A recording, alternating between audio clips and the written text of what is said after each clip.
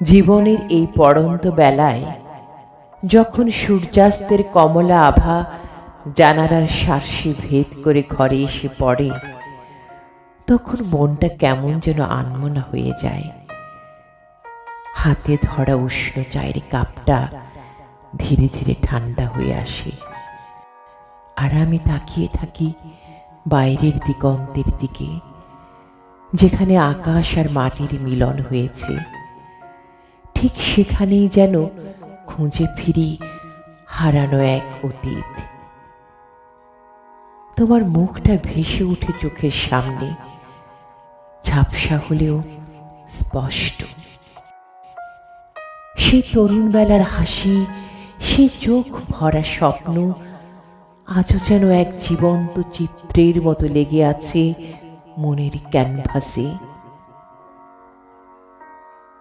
পুরনো চিঠির ভাঁজে লুকিয়ে রাখা শুকিয়ে যাওয়া গোলাপের পাপড়িগুলো আজও সেই প্রথম প্রেমের সুবাস বয়ে বেড়ায়। আঙুলের ডগায় অনুভব করি তার স্পর্শ, যেমন করে কোনো এক বসন্তের দুপুরে তুমি ছুঁয়ে দিয়েছিলে আমার হাত। সময়ের দীর্ঘ পথ পাড়ি দিয়ে আমরা হয়তো আজ অনেক দূরে, কিন্তু স্মৃতির এই লুকোচুরি খেলায় তুমি আজও আমার সঙ্গেই আছো।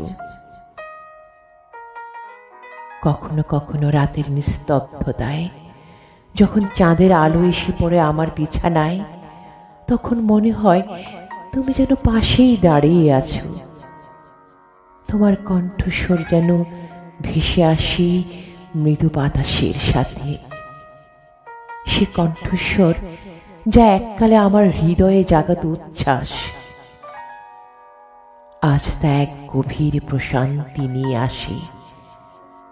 জীবনের এই সাঁঝ বেলায় যখন সব কোলাহল শান্ত, তখন এই স্মৃতিগুলোই আমার একমাত্র আশ্রয়, আমার একান্ত সঙ্গী। আমি জানি সময় থেমে থাকে না, জীবনের গতিও অবিরাম, কিন্তু কিছু সম্পর্ক, কিছু অনুভূতি তারা কালজয়ী।